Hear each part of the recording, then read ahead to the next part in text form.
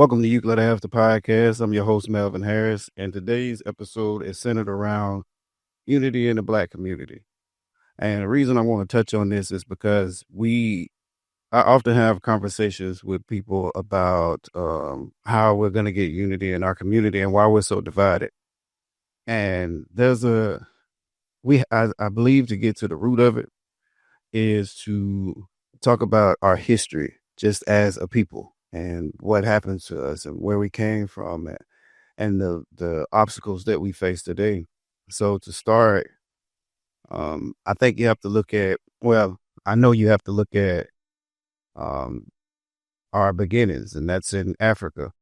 In Africa, today we have this idea of Africa as being this, one united black love, black power, black dominant, place. Like we would return, home if we was to be sent home or any of that. It's the motherland, those kind of things that we often say. But before the transatlantic slave trade, we were not considered to be unified in the sense that we know today. So we had various empires that were conquering other empires. They were basically warring against each other, but it wasn't like they looked at each other as, we're all black people. They were all black, but it was basically like, I'm from Alabama, you from Georgia, we're not the same. We represent two different areas. So that's basically how they looked at it. And they had their own, I mean, you think about it, the idea of slavery and having people captive and working was a thing that was pretty much everywhere. They didn't necessarily treat people like the way that we know it, that from the slavery that happened in what we know as America today. But it was a thing to where they had people, prisoners of war, or people who owed debt, or sometimes their own people for, I guess, crimes or what have you. But the idea of um, being unified as one, as just one black people, was not a thing. So and that's pretty evident. You have to think about Europeans were able to come into Africa and to um, trade like goods for people, and the main focus of the empires were to grow their empires, to gain whatever advantages they could over the next empire. So the demand for, I guess, what you would say, labor in what we know as America was the main driver of the Europeans and Spanish, people who wanted to take um, the enslaved people that they have now for Africa to America. Because if you notice anything today, we have a need to continue to grow and build in America. Like you will see natural resources like trees and land just get plowed down and new buildings go up. And every day something is going on with construction because we have a need to continue to build, and we need. And that was mostly the idea of the Europeans then. They basically, when they stole America, they wanted to continue to build. They kept, you know, exploring more out to the West. And it was like they just wanted to continue to build. So the demand to have what would be considered as strong workers from Africa. They were strong. You could see the build of most of our people today. And you can see that there is a clear advantage in areas of strength and endurance. But um, when we look at the unified front, we can't really have the thought process that we have today about then. They were not united in a fact that, or in a sense that it was all just black people. And we have to do what we have to do to protect ourselves. Because like I said, in that case, there wouldn't have been anyway Europeans or anyone could have came in there and have taken anyone. If anything, they would have just protected their borders, and then they would have had their own systems going on. It would have just been one empire, if that makes sense. So once you get past that part, uh, and you understand that part, you will understand that it wasn't. You can't categorize it as we Africans sold Africans. Africans sold, they were in Africa, but Alabama. I'm just giving an example of what we would, kind of have a clear image of today. Alabama people sold Georgia people. Georgia people sold Alabama people. However you want to look at it. Wyoming sold, whatever. But that's how it was. That's pretty much the gist of their thinking.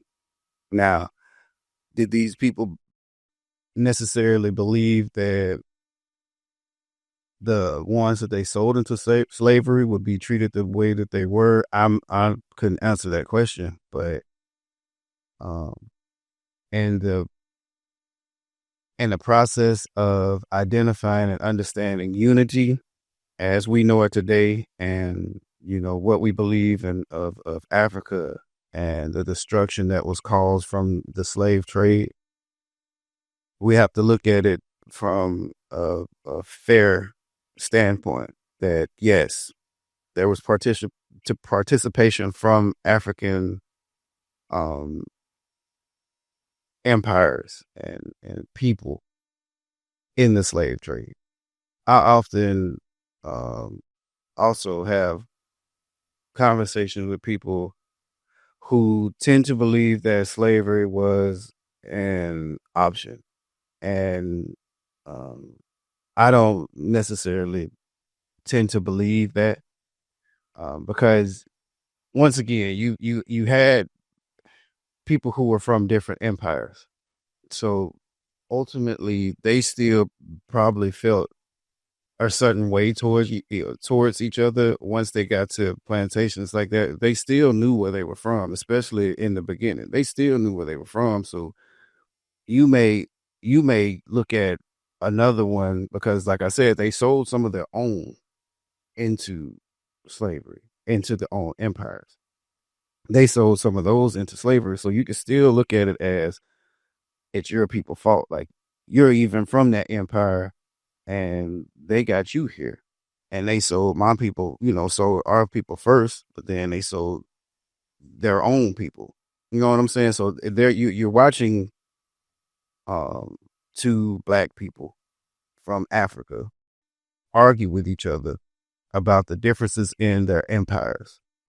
And when you look at it like that, that's one reason why you wouldn't have so much unity on a plantation. Also,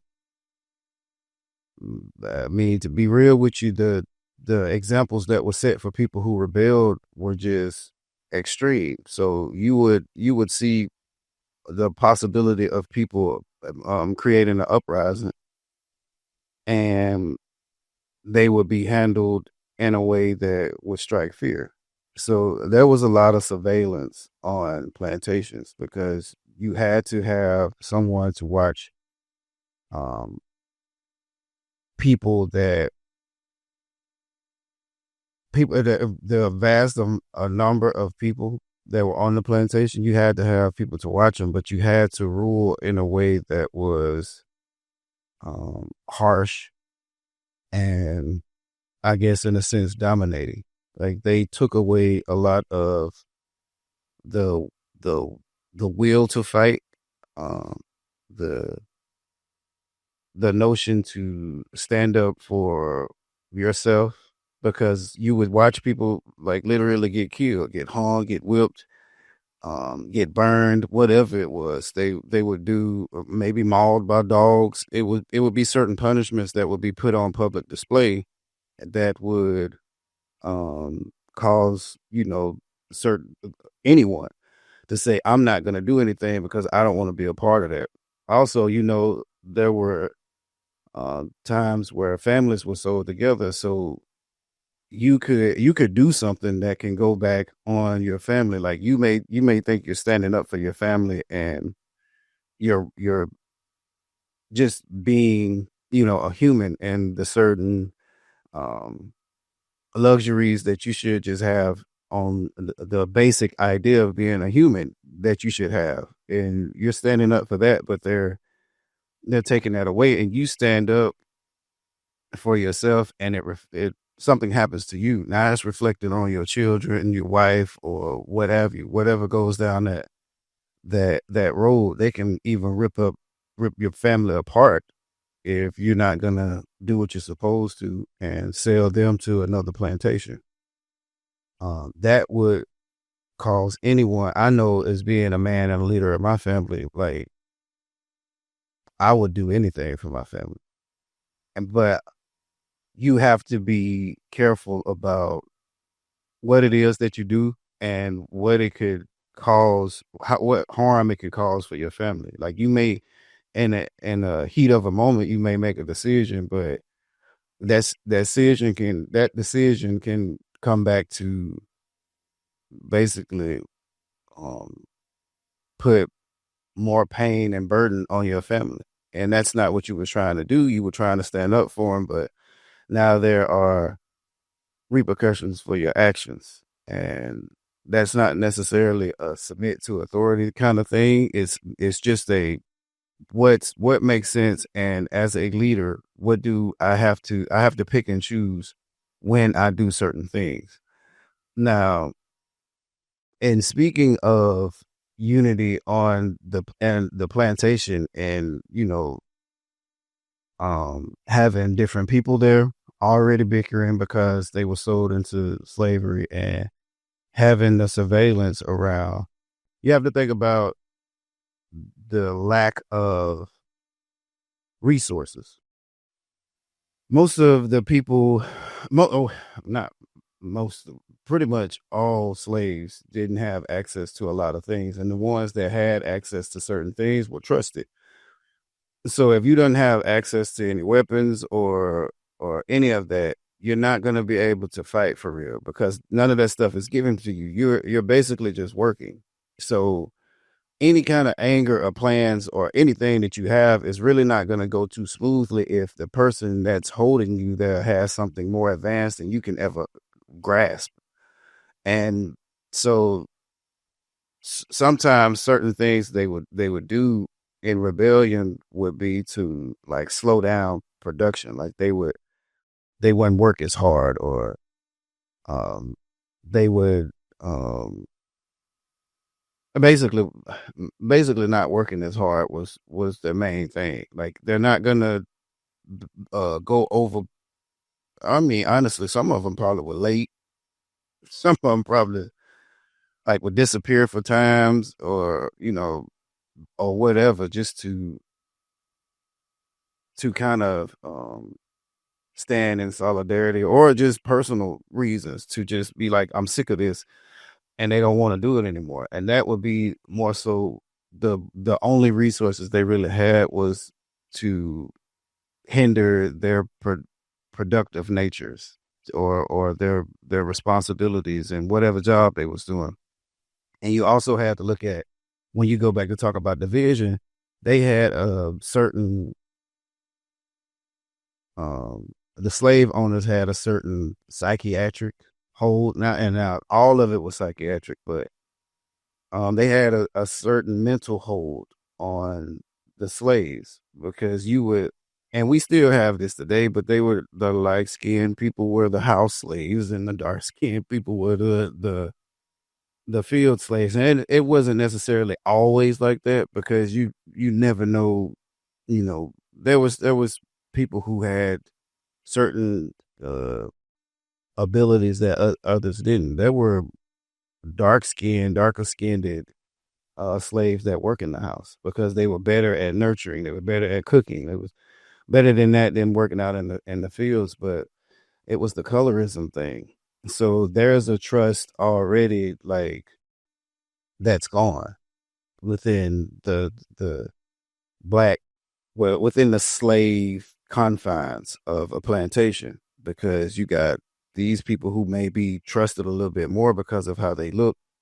Sometimes that could probably go to your head and you can say, hey, we're a little bit better than y'all. And you out there in the field can be like, well, they think they better than us. We really can't trust them to do anything. And that's one of the mental strongholds that they had on slaves for division. So I mean, who can you trust? Another aspect would be um, just location. So you're pretty much taken from Africa. You're sold there, and then you're brought to America, what we know as America today, and you're sold again, or however they did that, and then you're at this plantation where, to be honest with you, how do you know where you are? What do you know how do you know what's around you? And a sense of if we were to revolt and go against um the oppressor, then where would we go? And if there's so much surveillance here on this plantation, if we were to leave, it has to be more out there because they're looking at slaves as property, and it's very valuable property because the slaves made it to where the European settlers or colonizers, they didn't have to work, but they made all the money. And I mean, you got to think about it. They had food for themselves, but they would give the slaves scraps. So the spending, I mean, they was making money hand over fist. So just when you're looking at like where they were, they can't go anywhere. They don't that they are valuable property in property. I'm not agreeing that they were property, but that's what they were sold as. Um, and you have to think about these people, like the colonizers really went hard for their property, especially that property. They would lose anything else, but to lose a slave would just be detrimental to your family's power and social status and worth. And how we know Americans are about having materialism or um what is it, social standing, titles, the idea of being rich, the social standards, or whatever. Like having money gives you power to Americans. Having money gives you power, and having money, it makes you influential. And everywhere that you go, people know who you are by what you have. And that's not just a black thing. It's a American thing. That is the American dream. The American dream is to accumulate as much as you can so that you look powerful. That's pretty much what it is. You have to be in a certain social structure or class to be considered valuable. And in that time, that was considered valuable. And in this time, it's considered valuable to make a lot of money in a company and pay your employees, you know, nothing for real. Like when they want a raise, it's like, well, we have this fiscal year, we took these gains and we had these losses, but it's like, well, you wouldn't be able to be the company that you are if it wasn't for the people who were working for you. And when you think of it like that, this is why I often hear, even being in leadership, about employees saying, man, this is slave work. Now, some of it is just complaining, but I can understand that when you put in a lot of hours, and it's a lot of taxing work on your body, and you get your check and it just don't look right, it does feel like it's, and not only that, you hear at the end of the year that, this year we made billions of dollars, and only thing they give you is like a Christmas ham and a Thanksgiving turkey, you know, like a gift card to get that. There's no bonuses, there's no raises, and they expect you to continue to come. And then you look at the constraints of not being able to get off a certain amount of days or use your time, or no, you can't have this time off or any of that. Like anything that you need to make your quality of life better is usually, it feels like it's cut off. I can understand that. And that's pretty much what, you know, I I do understand from the concept of where would you be able to go during slavery? You don't have any resources. We've already covered that for if you even wanted to revolt, but you already know that there you are being watched. And if I leave here, who else is watching?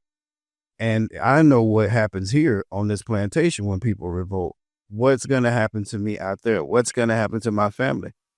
I can't leave with every one of my family members. I don't want to go because if I go somewhere, they're going to take it out on them. But if we all go, we got the babies, we got the kids, they got to eat. They not as fast. They not going to hide. They might cry when we need them to be quiet. We're going to be found. It's like, it's a lot going on with that. They need to sleep. Like the drive that we have to be free is not necessarily the drive that everyone else has. The drive that we have to end this, the beatings and us being upset is not the same drive that everyone else had. You think about Harriet Tubman.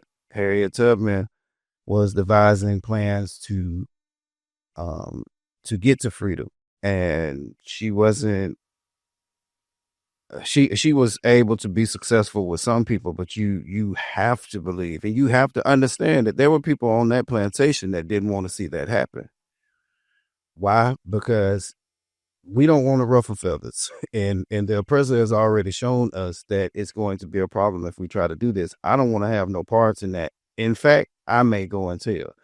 So imagine sitting there and it's everybody just sitting around, and they knew the people who were the ones that you had to watch what you were doing with, and you're looking at these people walking around, and you're talking about plans, and you just like be quiet. It's not just for the enforcers that were on the plantation that's carrying around guns or walking with dogs or any of that. You're doing it for your own people. So you're talking about plans, and all of a sudden everybody just start ruffling feathers. Or he'll come James. James about to, James gonna tell it, and they gotta hide it from James. And James walking up, hey, yeah, what y'all doing? Oh, we ain't doing nothing, man. Go on about your business, James. We do it today. There's certain people that you just can't talk to about certain things because the information is just going to be given out. So you have to kind of keep things close to the chest. So if you're thinking about, like, we've already covered unity on the African continent, and then unity when what we know as America and on the plantations is something that is such a mixed bag. And I often say I probably would have been one of the ones that were killed just because of, if you watch, any of my past podcasts, it's about like my temper. And if I would have had it like at that time, like if I would have been a slave, I probably would have been one of the ones killed, or I probably would have, in Africa, it probably would have went down. But that's just my mindset. Now, having my mindset then, is just doing what we're doing here. You have to get rid of what we think today. And we have to think like in that time period. I don't really know how I would have been in that time period, especially coming straight from Africa. I would have been a different person. So you really can't fault. You really can't fault what happened. To be honest with you, now there is fault to be had in the Europeans for how people were treated when they got here, how slaves were treated when they got here, or African people from the African continents were when they got here. There is some fault to be had for selling selling other empires or other people into slavery just for your selfish gains. But the reason that I say that you really can't blame them is because we let that stuff slide today.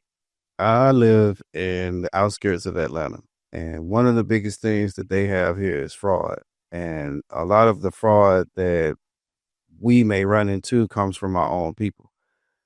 And so when you think about a united front, um, today, no, it would be like I said. I believe we are our own slave owners just because of how we view ourselves. Because no, we're not in shackles or chains. And yes, we have had zoning. We have had um, our communities don't get a lot of attention when it comes to like programs or um, money being funneled into our communities and food and, just job opportunities, public transportation, or, um, I mean, I think jobs is one of the biggest one. Our education systems are not the best. Um, but like I said, here in Atlanta, it's a lot of fraud that goes on, and a lot of it happens towards our own community. With what I said in before, it's a need to be have money, and to money will cure everything, and we get a lot of that from um the idea of all we need is some money and we can live a better life. We can get out of the ghetto. We can do something better for our families. Those are the things that we first say we need it for. And then you get it and you end up blowing it. And we can even see that when it comes from the PPP loans that everybody got through fraud. It was, you know, they they put in for the loans as if they had a business and didn't have it. Now, no one took that money and flipped it and made a legitimate business and was able to say, I give this back to you. Yeah, we lied. Now, shouldn't do it in the first place. It's not of God. But if you are doing that, and the what you saw mainly came from people that got the loans, where they took trips, they were flexing for social media, they bought houses and cars that they couldn't afford because there's property tax and everything that goes along with that. And it was the clothes and jewelry and you know just clubs and sections and bottles and all this other stuff, and it was just living this glamorous life. And yet you go back to your community and it still looks the same. So when we're looking for, like I named, the schools are bad. There's not a lot of money funneled in through the government. There's not a lot of attention that are giving to these places, with especially like food, clothes, water, job opportunities, and any of that. But when some people were able to get some of that money, they didn't put it back in the community. They put it into themselves. It's still a selfish thing. Unity is not something that first comes to your mind when you get $1 million. I mean, for most people, they didn't even pay debts. I asked the question: if you could be debt free or have $1 million, which one would you do? And both of them could be the right answers if you use it right. If you have no debt, you can you basically your work check is yours. But if you have $1 million, you could pay off your debt and still have some left over, and your check is still yours. So both of them are kind of the right answer. But if you ask someone that, most of the time they're gonna say, "Give me the $1 million because I can buy what I want to." And initially they'll say like, I can pay off my debt and still have some money left over. What good answer? And then you ask them, so what would you do with the money? Buy a house, car, get my mama something, get some new clothes. And you named everything else, but debt wasn't the first thing. And like I said, we did that with the PPP loans, in the sense of it wasn't put back in the community, but it also was used to create a fake persona for social media to make it look like people had certain things, certain luxuries, and they put together these fake businesses, and they was basically saying, you see what I got, I invested money in this, I invested money in that, and I was able to get these things, and now I need, if you invest into it, I can help you flip that money, you can get a 500% return, something crazy, and you can live this life too. And that's one of those things that if you believe in God, that he tells you that money is the root of all evil. Because if that's your first thought is, I want materialism, I want to look like that, like I want to be able to stunt, and in your heart that's truly what you want, then that's the path you're going to go down, and usually it doesn't end good. I saw where this one particular person used the PPP loans to start. I think she started a tax. I want to say it was maybe a tax service. She got like 8.5 million, and she used that money to take money away from other black people. Like her target was black people, and she was successful in it, but she ended up uh, going to jail.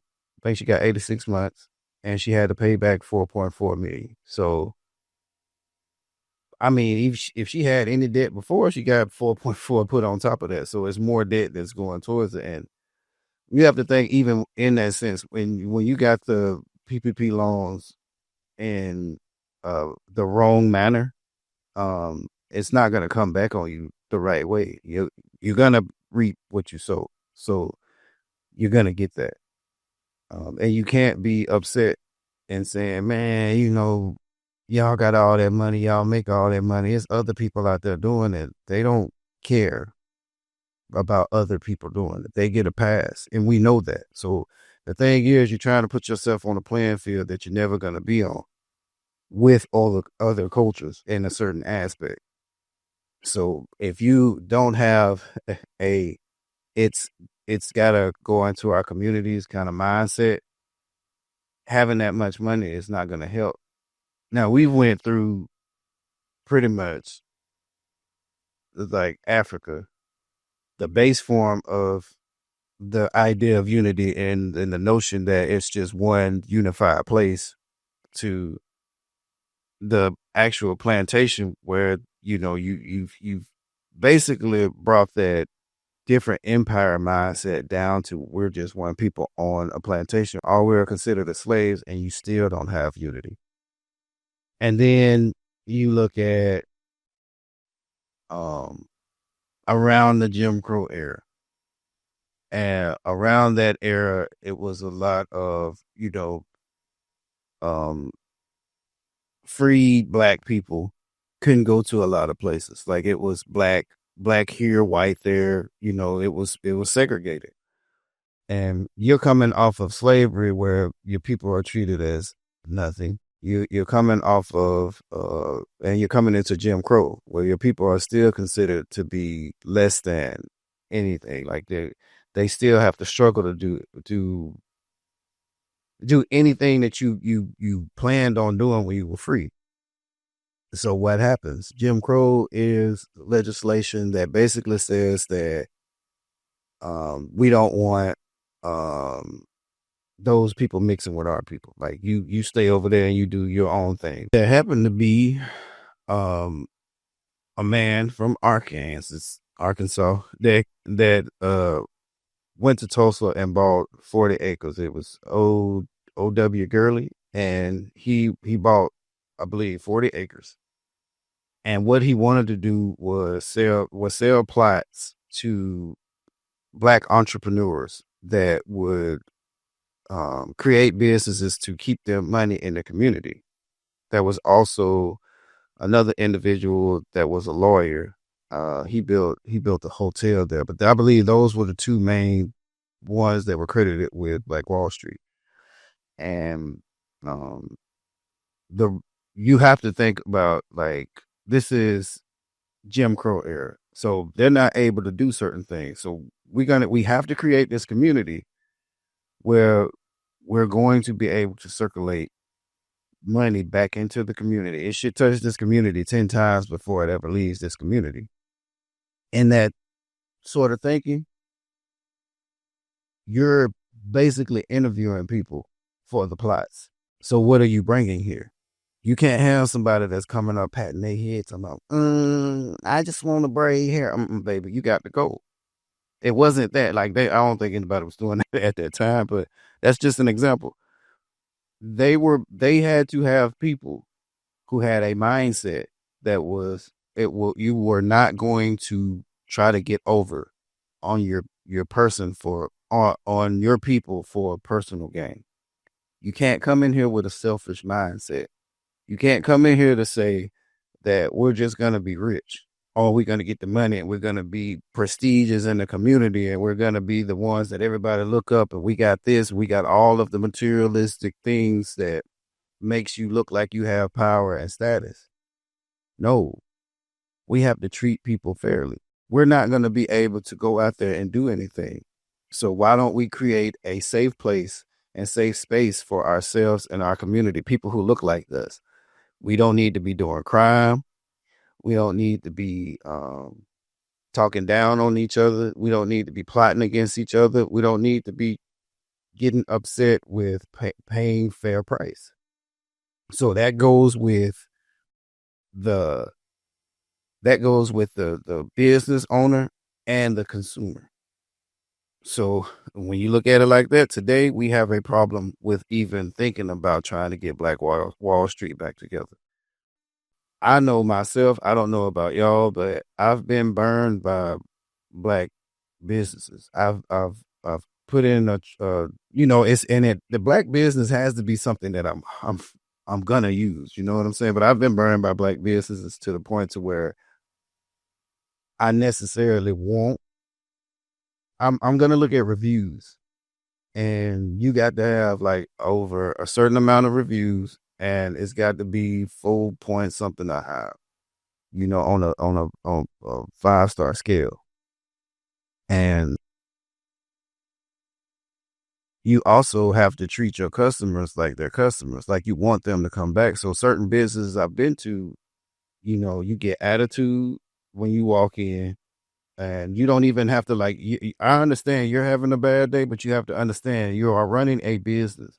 No matter how bad your day goes, you want your business to still run right because that is your way of life. That is your quality of life. Like you don't want to go work for someone else. You'd rather work for yourself. But whatever going on in your day, you have to put that aside to serve your customers so they continue to come back because word of mouth is strong.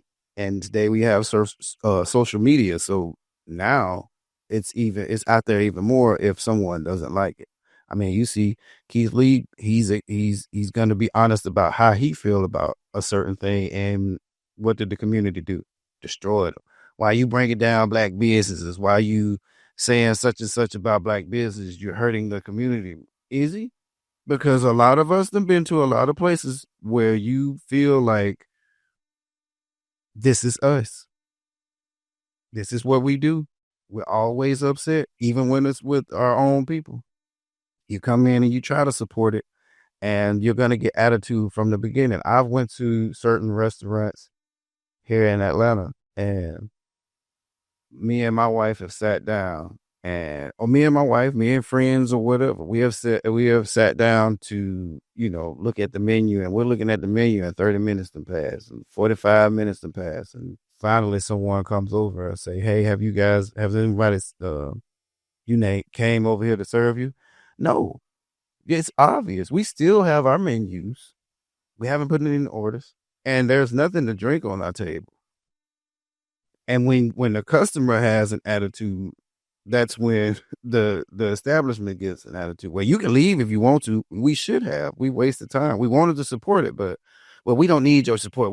Business is doing good. Okay. And then you look in those businesses, they're closed because the attitude is what's going to get you there. Just because, people don't agree with certain things that you do, fix them.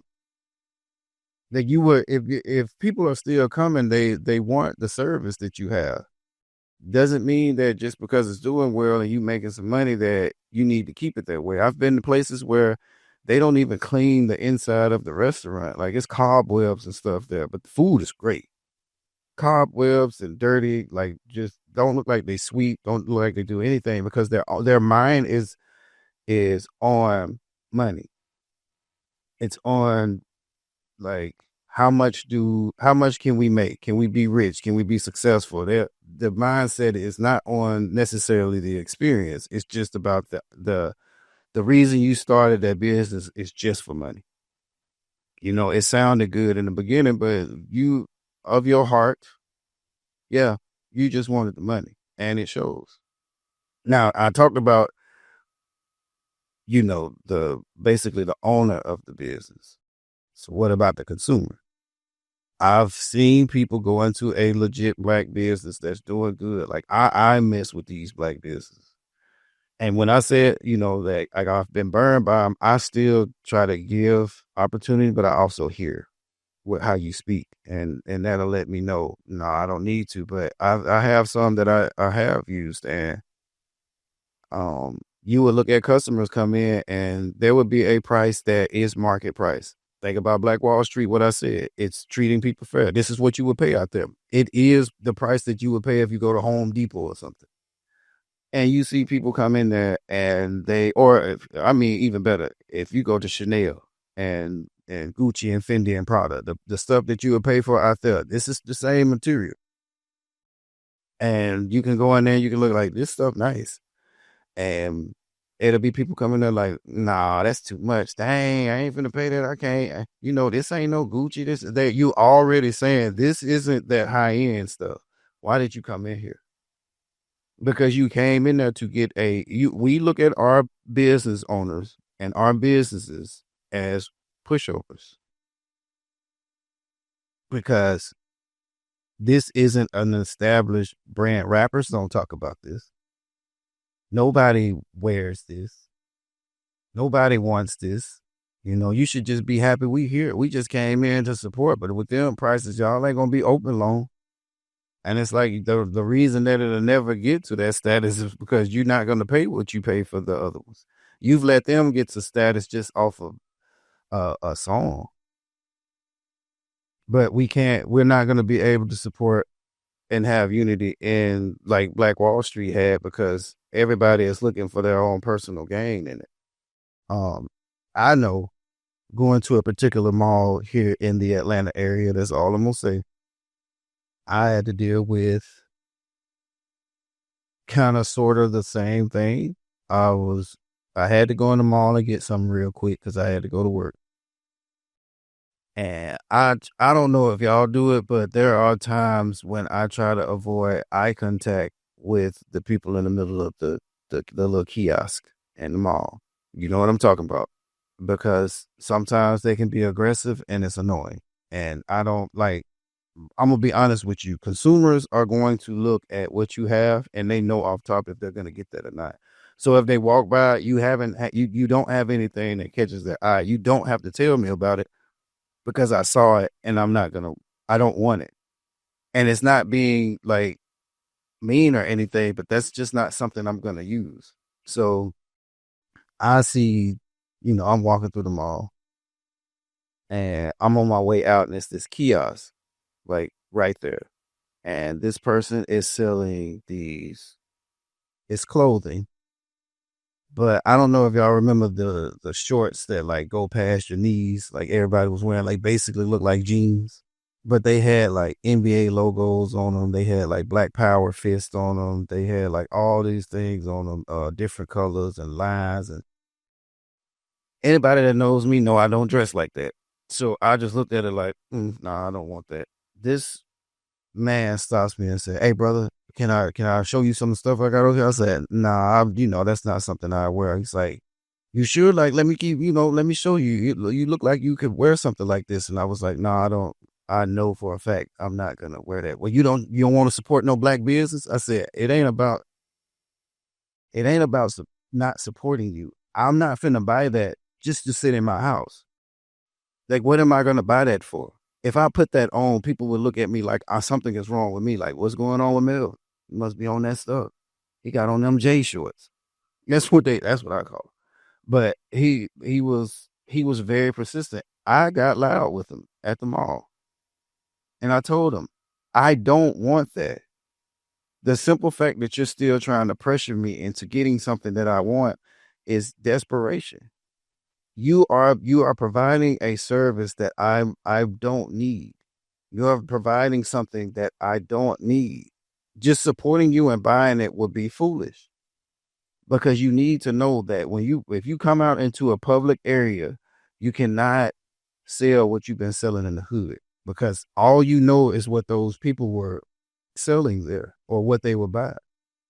But outside of that, that's your idea of black people. So my people, I know they gonna buy this because they buy it in the hood. I particularly don't live in the hood, nor do I have uh hood understanding. I mean, I kind of grew up in it a little bit, but I moved away from that because I didn't want to be around it. But I know people in the hood that wouldn't wear that stuff. So we're going back and forth, and he's like, "You ain't got to be like that. Like that's why black people can't advance because of this." I'm like, "No, the reason you can't advance is because you sell something that doesn't appeal to everyone. You are out here at a mall where there are different people and cultures coming here to shop, and you're selling something that you can sell in your neighborhood. When you come out here, you have to have more options. And the reason you don't have a lot of foot traffic, you're in the perfect spot to have foot traffic. The reason you don't have a lot of it is because what you're selling is not appealing to people. I mean, first of all, you're in a mall where they're selling things that are for the price of that. I can go to this store over here and I can get what I would wear. I'm going to spend my money because I'm going to use it. I'm not going to spend my money for it to sit there. And just that encounter, like it it was just like, man, that's what happens every time.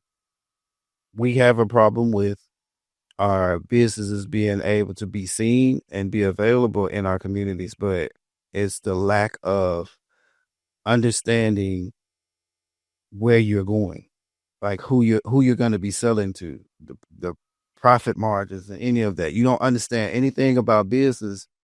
But you'll go to church and they'll tell you that God is going to bless you with this business. Probably the reason why you spent all of your money to throw it into there. And now you're desperate to sell something because you got to get something back because the church told you in prosperity gospel that you was going to be able to do this. No, you wasn't. Know why? Because God didn't tell that pastor that. Nor did he tell you that was going to be the way that it was going to go. And, I had to drop a little Bible on you, a little us in the community. The church is harmful to us too, but that's one of those things that we're not going to be able to have unity on anyway, because we're not going to have enough people. And this is one thing about Black Wall Street. Black Wall Street, when he sold those plots to other, you know, black people, he he sold them to people who were not going to be like the person at that kiosk. They were going to have something that benefits the community. And this is sold on the outside. So now you don't have to be like, well, dang, I really need this, but I got to go out there to get it because we don't have it here. Well, no, they took care of that. But it was also people who were buying and selling and being respectful to each other. And you're not going to find that in our community now because everybody want to get their bag up. Everybody's selfish. And I mean, to be honest with you, he had to pick and choose who he was going to bring up because you can't bring everybody. Unity would have been like you would have gave that to anybody. You would have given those plots to anybody that just came in and said they had a business. No, that's not what happened because he knew to be successful, it had to be people who were legitimately going to stand behind their word and do that because we have to have structure, discipline, and accountability here. And that's something that we just don't have. So, no, when you think about it, we building Black Wall Street and having that unity, I don't see that happening because you have to have a certain amount of people who are going to do right, but you also got to have the side of our community that doesn't, or our culture that's not going to come in and rob and steal because they feel like they're not a part of it. They don't feel like there's anything there for them because today, like Wall Street and Rosewood and places like that, we had over 50 communities that were successful Black communities, and most of them were burned down by others who hated what they had going on. Like we just let y'all out of slavery. We put y'all in Jim Crow because we said we were going to cut y'all off from everything that y'all needed. We wasn't going to be able to give you anything. Go out there and figure it out on your own. And then you send these people all out after years of oppression and turmoil and killing and public display. And they go out and they flourish. No, they didn't. They didn't build a militia to come and to kill anybody. They didn't ask for revenge or anything. They went out and they built communities that thrived, and they were better than your communities because your community was centered on hate. Their community was centered on community. So they were basically pouring back into themselves, and you hated that. So you came and burned it down. Today, we will, like I said, our own mentality and slavery mentality is what would cause our communities to go into downfall because we're selfish. It's all about who has the most and who looks the best on social media. No one really gives you, most of the time when you look at social media, no one really gives you the true them. Like if you go down somebody's Instagram or um what is it, anybody's TikTok, and all you see is like happy, smiling trips, um, flights before feelings and all of that kind of stuff. They're not being truthful with you, and I don't like that. I'm not that kind of person. I try to be relatable, so it makes sense. But that's it's just not going to happen in that sense. Another aspect of our community is we have two different cultures. So we got one of the one side of the culture that kind of loves where things is or where things are, and they continue to say, they love which I think both sides love this, but they love the hair, the music, the food, language, dance, clothing, um, just the influence that we have, and that's pretty much the biggest thing that we are is influence on other cultures. They can take it, but they can market it better than we can. Um, and then you have the other side. The other side is more so trying to get back to that Black Wall Street and independence. Like we should have our own, own things, and we shouldn't be killing each other to get over on each other. And um, there are one community who will continue to stay in the hood and listen to the music and um, continue to say, that it's the slums, we got to get it out the mud, those kind of things. I understand that it's hard to get out of that. And I'm not saying that you just need to pick yourself up by your bootstraps and go out there and get it. I understand what happened, like with the zoning and not having money put in the community. But when you think about it, what we have too many people that are looking for legislation, because I just told you we had over 50 communities during Jim Crow where they wasn't getting anything, and they recycled money back into their own community to make it grow. Now it would be a change because yeah, you will have to drop the Fendi, the Gucci, the Chanel, and that's going to make you feel like you're not any better than anyone. When all of that's gone, what are you? Well, you're a humble person, and you're giving into something that's more a bigger cause than you. And it's the same with the gangs. They would have to stop with the killings. And I told one of my employees that if women did not care about gang banging, Black men wouldn't do it. I mean, we do a lot. I mean, just men in general, we do a lot just because women are involved. If women said that, no, I think gang banging is lame, instead of the person that's in school and you know getting his education. If he were, what was looked at, and I'm not saying all Black women. I'm just saying like what.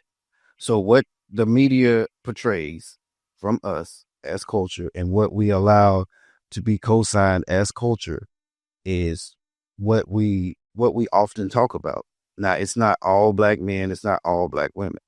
And you have to make sure I have to make sure I say that. But it is a general idea that there is a general idea that when when we have the what's portrayed as the culture, which is music, but what is portrayed as the culture, that women are involved in that.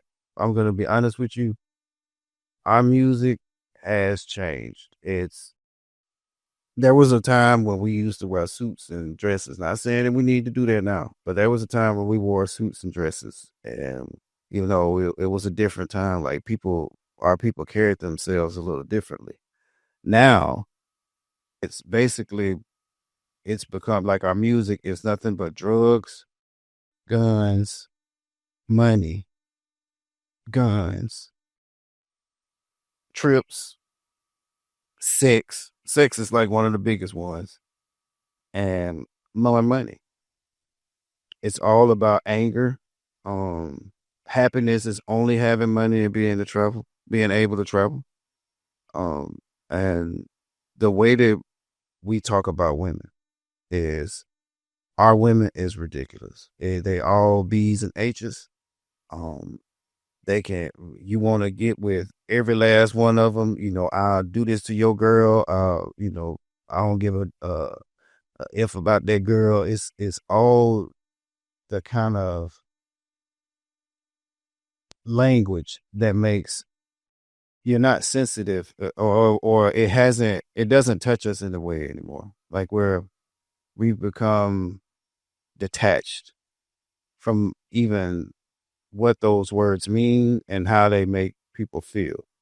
Um, I think it's a disservice to talk about our women like that. I think it's a disservice to talk about anybody like that, but I think it's a disservice to talk about our women like that because of what they go through. So now, if we're talking about value, they didn't really have value for other communities or other empires. The value of getting something to expand your empire was better. They didn't have value on the unity and on the plantations because the value of being able to cozy up to the oppressor was more valuable. It spares your life. In the black community, there's not a value on the next person because anything that you can do to come up in a selfish manner is pretty much what you need. But our music is centered around talking down on women and talking down on each other and talking about how we want to kill each other and talking about how, you know, they talk about people mamas and everything. Like nothing is off limits. Somebody's getting shot. Somebody's gonna pull a Draco. Somebody's gonna like it's all that. It's a lot of sadness.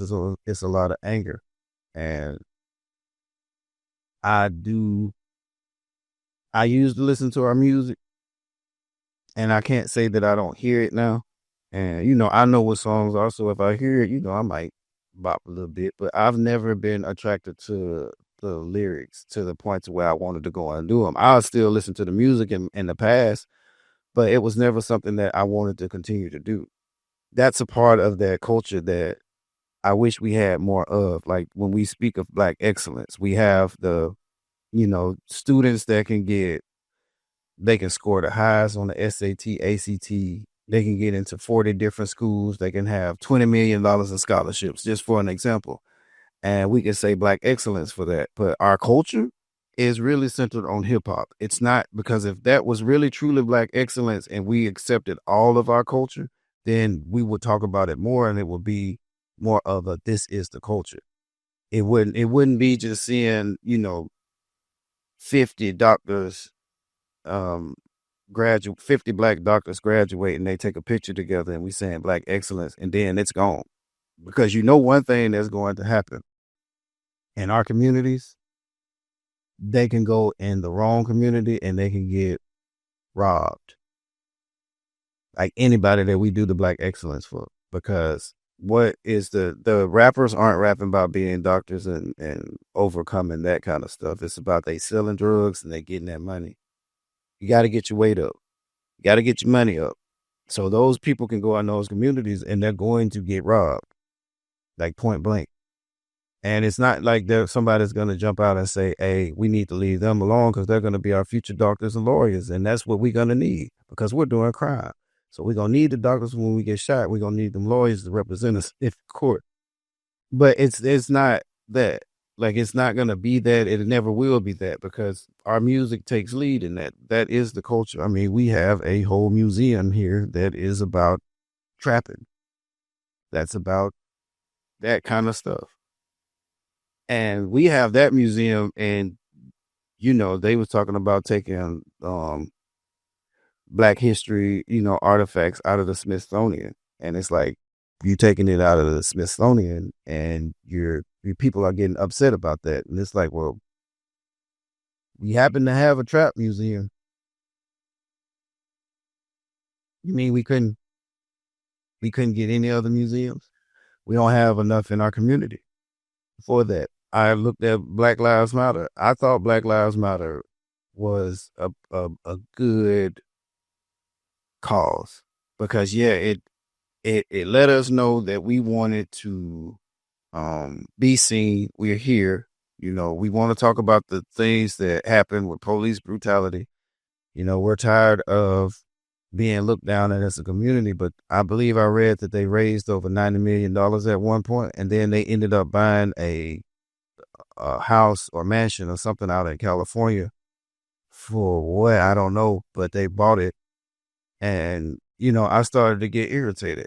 I was like, what are we doing in these communities? Yeah, we know we're marching and stuff like that, but when does it turn around to where we're putting stuff back into the community? We need programs in these communities. I've watched documentaries, like they just had one. I can't remember the name of the person. I know he's from overseas, but he goes into these different, gang ridden communities, and he talks to the people who are there. And most of the time you hear them, they don't have anything to do. They're especially the one in Montgomery. They don't have anything to do. And they turn to crime because there's nothing to do. And that's pretty much what I was getting at with Black Lives Matter. I thought like we're not $90 million is not going to be able to go into every community, but it starts somewhere. So that gives Black people something else to put their money into. That gives wealthy Black people something to put their money into if you see results from it. If you see that we're implementing these programs in these communities and we're seeing results from it, then yeah, I was on board with it. But after a while, I was just like, all we're doing is marching. All we're doing is dancing. I saw with Black Wall Street, I was trying to figure out like what's currently going on with it. And I looked and they was, the Divine Nine was going there and doing a step show. And I was like, one thing we're going to do is dance. You know what I'm saying? Like we're going to dance. We're not going to do, but we're going to dance. We're going to march and we're going to dance. We're going to do some of that because it's easier to do that. Speaking of, I speaking of unity, I don't know if people are really serious about this ancestors thing, and the ancestors are walking around giving us tidbits. We need to listen every time they give us tidbits, and it doesn't make any sense because for one, they're dead; they can't do anything. But if you think that if it was a real thing now, and the ancestors were walking amongst us and they were only happy and dancing because a plantation burned down. You're basically saying that their minds are stuck back there. Now they've been walking around us. They see the things that we're going through. They haven't told us anything about advancing our people, but they are excited because today in 2025, a plantation burned down. And now they've been walking amongst us and giving us little tidbits. They're giving us tidbits about the past. Why are they not giving us anything about our future now? So if you're saying that their mindset is stuck on that and they're only happy because that thing is happening, you're saying that their mind is stuck in the past. Well, don't that sound like us? Aren't we stuck in the past? Black History Month, all we do is sing slow songs and talk about how, bad things happen to us. We know that. Every time somebody tries to take something away from us, we march and, we dance. We know that. But if the ancestors were to give us anything, it would look like it would be something to advance our communities. It wouldn't be something to where they look back on and they're stuck at, because that's pretty much what we are. We are so stuck that we can't even move forward. Black Wall Street and the other 49 plus or other 50 plus communities that were built during Jim Crow were the example of how we can progress, because they didn't have any legislation. They didn't have police backing. They only had each other to build that, and they only had the trust of each other to build that. And if you're really truly saying that the ancestors were walking amongst us and we're here, in the present day, and they haven't told us anything about what we're doing, what the ancestors truly would say if they could walk amongst us, which again they can't, they're dead. If they could, and it proves that they're dead. But if they were walking amongst us, they would be so upset, because what are we doing? What do we have? Absolutely nothing.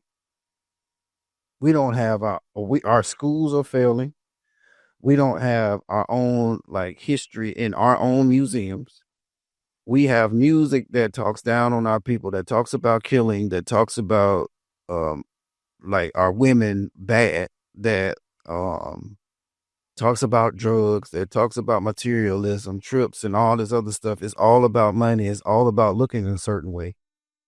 And they would ask us, like, what are y'all doing? And the response would be, nothing, just chilling. I mean, we smoking, we drinking, we twerking. We dance everywhere we go. We just did a song for y'all that we using right now. We got our boots on the ground because y'all, we happy that slave, that the slave mansion burned down. We so happy about that. No, we don't care about that. If they could truly like have a mindset set today and they were able to come back, they were like, we don't care about that. What are y'all doing? Like, where are the successful communities? Where are, how are we with our unity? Like, are we progressing? What we doing? No, we be shooting at each other. We get upset with each other on social media, and we go out there and we fight. We talk down on each other all the time. We really like our materialism. Our music hasn't gotten any better. It's gotten worse. We still eating chitlins and pig feet and hog maws and hog head cheese and or pig ears, because that's soul food. And they would say, no, that was food that was given to us as scraps. We made what do with it. You mean to tell me y'all able to go to the grocery store and you still buying this stuff? Yes. Yes, we're still buying it. We're still eating it. Why? That alone tells you that there's not going to be any unity. But not only that, we don't want to move forward with anything. And if you truly one of those ancestor people that are walking amongst us, tell me what they're telling you, because it's not hitting everybody else's ears.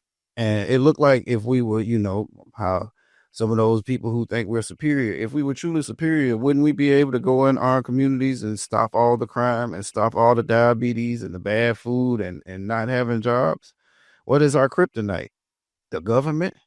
Like, what makes us so superior? Like, I think Black Wall Street was one of those, and Rosewood. I'm not trying to leave the rest of them out, but they were just those places that they didn't like. I believe if you were the people who were talking about, man, they did us wrong and stuff, you wasn't going to be in that community. You could have been in that community, but you were not going to have a business. Because why? Why would you? Why would they let you in? It's not going to benefit anybody anymore, because you don't have a mind to move forward. As a Christian, you're going to be both conservative and liberal. There is no split on that. So you have to look at it as we're going to have to get up and do stuff ourselves, but we're also going to need the backing of our own people to do it. So, I know this episode is about the unity in the Black community, and after going through all of that, my answer is I don't think it'll ever happen. But just being someone who reads the Bible, I don't think it necessarily has to happen. We are getting close to the time of the end, and one thing you do realize is that there is not going to be a lot of unity within most communities anyway. You can't take everybody with you. Like, everybody's not going to heaven, so you can't expect the communities to just thrive like that. Now, would we like to see it? Yeah.